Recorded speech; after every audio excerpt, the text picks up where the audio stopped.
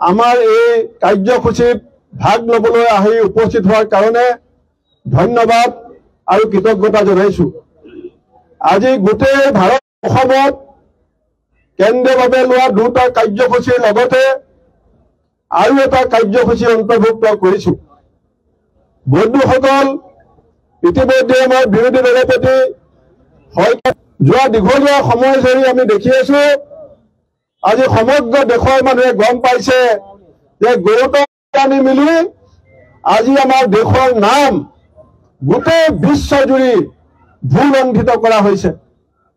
আজি আমেৰিকাৰ গৌতম আদানী এজন প্ৰবঞ্চক আৰু গৌতম আদানীয়ে বিভিন্ন ধৰণৰ দুৰ্নীতি ভ্ৰষ্টাচাৰত লিপ্ত থকা বুলি আমেৰিকাৰ ন্যায়িক মন্ত্ৰণালয় আৰু আমেৰিকাৰ যিটো FBI, সেই FBI ইতিমধ্যে ঘোষণা কৰাৰ পাছত আমাৰ দেশৰ মান সন্মান, আমাৰ দেশৰ স্বাভিমান আৰু আমাৰ দেশৰ সংবিধান প্ৰদত্ত যিবিলাক অনুষ্ঠান CBI, ED, SEBI, এই অনুষ্ঠানবিলাকৰ যিটো দায়িত্ব আৰু কৰ্তব্য, যদি আমেৰিকাৰ ন্যায়িক মন্ত্ৰণালয়ে গৌতম আদানীক এজন ধোঁকাবাজ, এজন প্ৰতাৰক প্ৰবঞ্চক বুলি যদি অভিহিত কৰিব পাৰে, তেতিয়াহ'লে সেই সময়ত বাৰে বাৰে কৈছে যে সংসদৰ মজিয়াত মোদানীৰ যি কলংক,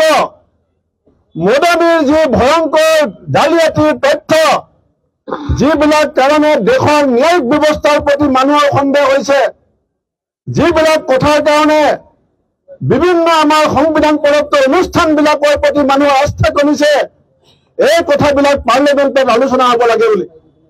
কিন্তু বিজেপি চৰকাৰে এই আদানীৰ দুৰ্নীতিৰ সম্পৰ্কত পাৰ্লিয়ামেণ্টত আলোচনা হ'বলৈ নিদিয়ে, কাৰণ তেওঁলোকে জানে যে মোদীৰ যদি কেনেবাকৈ আদানীৰ সম্পৰ্কত আলোচনা হয়, আদানী যদি গ্ৰেপ্তাৰ হয়, আদানীৰ যদি ব্যৱসায়িক সাম্ৰাজ্য ধ্বংস হয়, লগে লগে নৰেন্দ্ৰ মোদীও গ্ৰেপ্তাৰ হ'ব, নৰেন্দ্ৰ মোদীৰ ৰাজনীতি ধ্বংস হ'ব, নৰেন্দ্ৰ মোদীৰ আচল ভাৱমূৰ্তি দেশৰ মানুহৰ আগত ওলাই পৰিব। সংসদৰ ভিতৰত যদি আলোচনা হ'লহেঁতেন, আজি কংগ্ৰেছে ৰাজভৱন ঘেৰাও কাৰ্যসূচী ল'বলগীয়া নহ'লেহেঁতেন।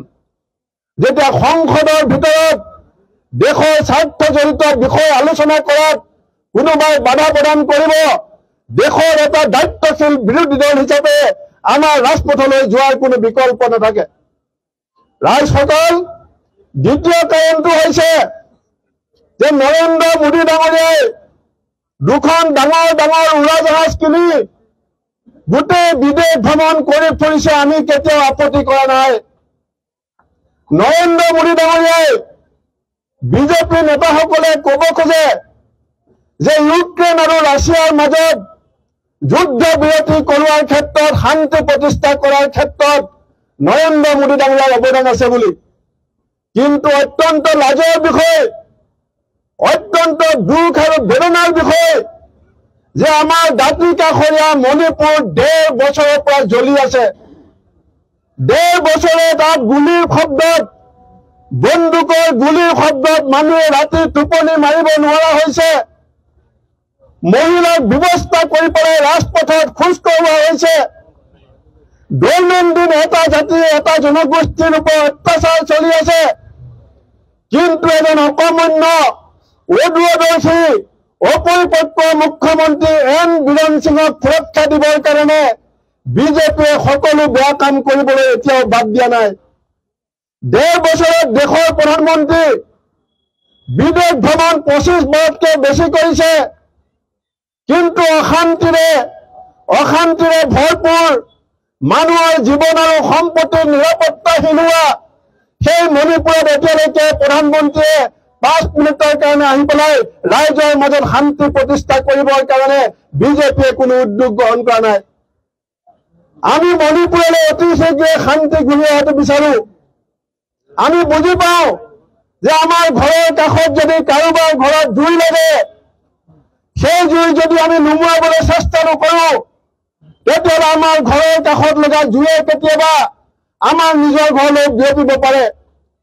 বন্ধুসকল, মণিপুৰৰ মুখ্যমন্ত্ৰীক কেৱল ৰক্ষণাবেক্ষণ দিবৰ কাৰণে, কেৱল ক্ষমতা ধৰি ৰাখিবৰ কাৰণে বিজেপিয়ে মণিপুৰত যি গৃহযুদ্ধ, মণিপুৰত যি ভাতৃঘাতী সংঘৰ্ষক জীয়াই ৰাখিব বিচাৰিছে, আমি তাৰ পৰিৱৰ্তে কংগ্ৰেছ দলে শীঘ্ৰেই মণিপুৰত শান্তি প্ৰতিষ্ঠা কৰাৰ ক্ষেত্ৰত চৰকাৰে অতি সোনকালে ব্যৱস্থা গ্ৰহণ কৰাটো বিচাৰিছো।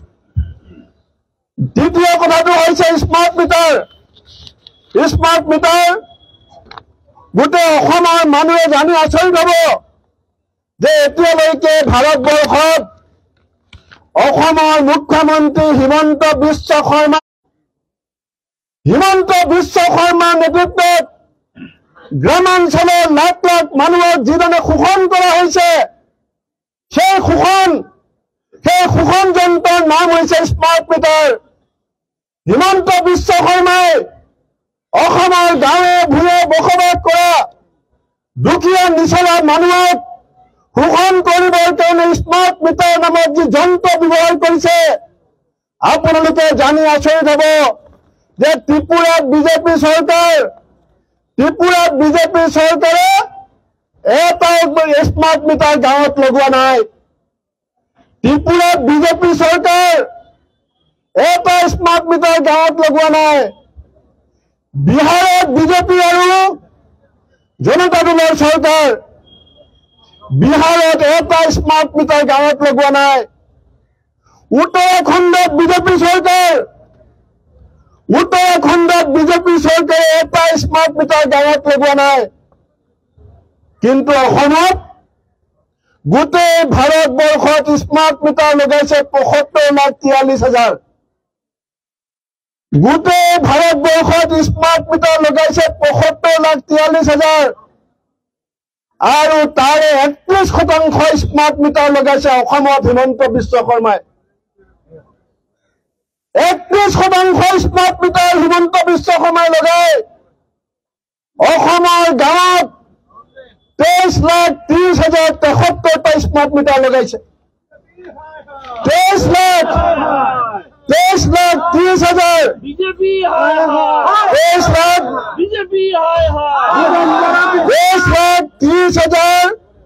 ৩০,৩০,০৭০টা স্মাৰ্ট মিটাৰ গাঁৱত লগোৱাৰ অৰ্থ কি?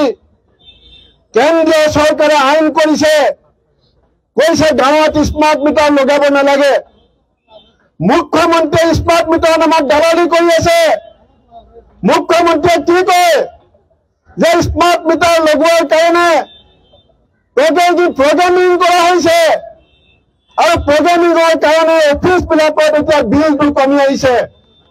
ৰাইজসকল, স্মাৰ্ট মিটাৰৰ নামত লুণ্ঠন কৰিবৰ কাৰণে, আদানীৰ নামত দালালি কৰিবৰ কাৰণে এই চৰকাৰে স্মাৰ্ট মিটাৰ নামত যি বজাৰ খুলিছে, অফিচত বিল কমাৰ কাৰণ কি?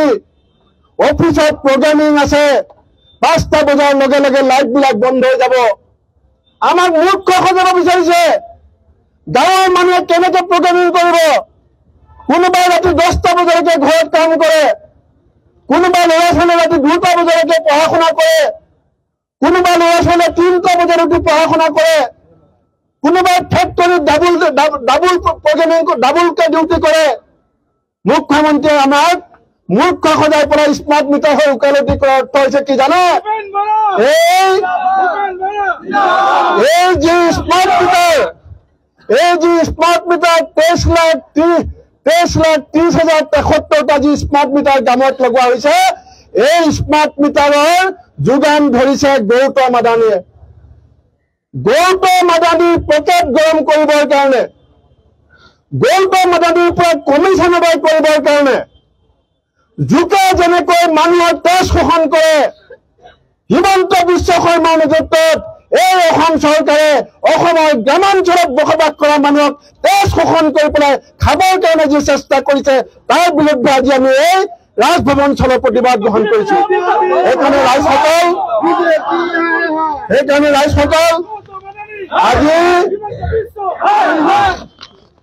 আজি আমাৰ ইয়াত যি কাৰ্যসূচী, ইয়াত ৰিপন বৰা ডাঙৰীয়া আছে, মই গহপুৰৰ এটা কাৰ্যসূচীৰ কথা কওঁ। আজি পুলিচ আছে আগফালে,